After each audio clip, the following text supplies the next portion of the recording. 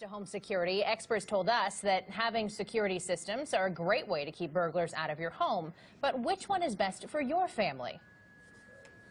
You know, there's so many choices when it comes to home security. Many of them you can do yourself. They're much cheaper than they used to be, and they are brand new. And a lot of them are technology-based. So we're talking cell phones, computers, the whole nine. We have Andrea Eldridge with us tonight to talk about all of this from Nerds on Call. And Andrea, there is a lot to discuss when it comes to home security. There's so many options these days, I know. And there's some good pros and cons to using the technology DIY system. So some of the great parts is it can be a lot less expensive because you can buy the equipment.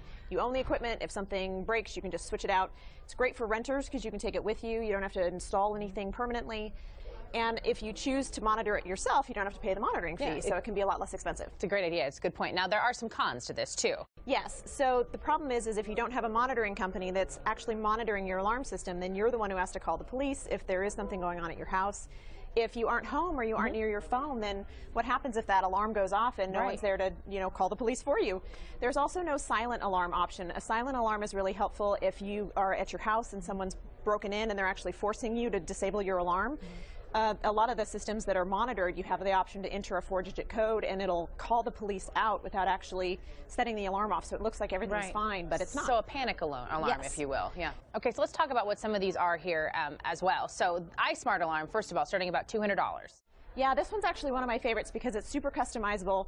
A lot of different options. You can start at $200 and get just kind of a base system, but there's a lot of a la carte options too, so you can add on extra sensors. You can attach sensors to just about anything, which is kind of cool because if you want a cabinet like your liquor cabinet, you want to make sure that doesn't get opened when you're not home, you can install a sensor on the liquor cabinet and get that so that you know. And you mentioned the pool, too, also good for children, putting something on a gate out there, too. Yeah, absolutely.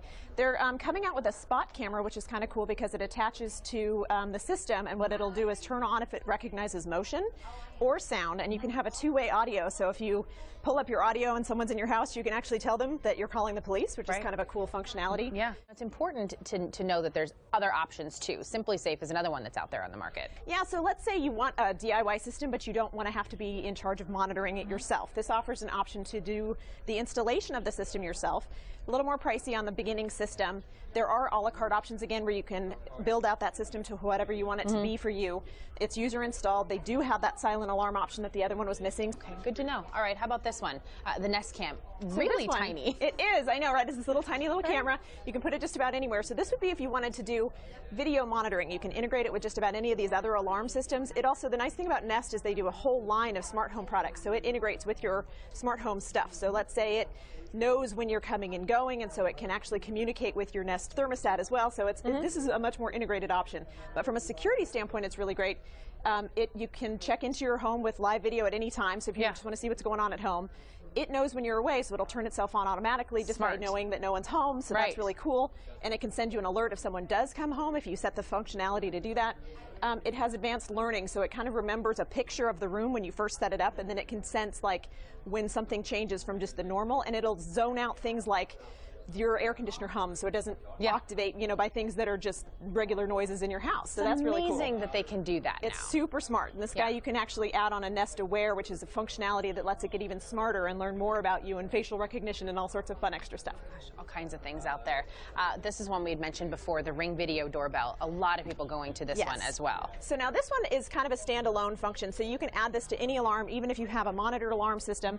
The nice thing about a video doorbell, which is what this one is, so this doesn't actually attach to your lock system. It's a standalone device. You can see there's a little camera there that you can see from your smartphone. So if you get someone coming up to your door, what it intends to do is basically have a motion sensor that turns the video on and sends you an alert to your phone when it senses someone coming up to your door. If you're not home, or maybe you are home but you don't want to come to the door, you can pull up your phone, you can talk to the person who's on the other end, say, hey, leave the package, or I'll be there in 2 minutes and I'll let you in.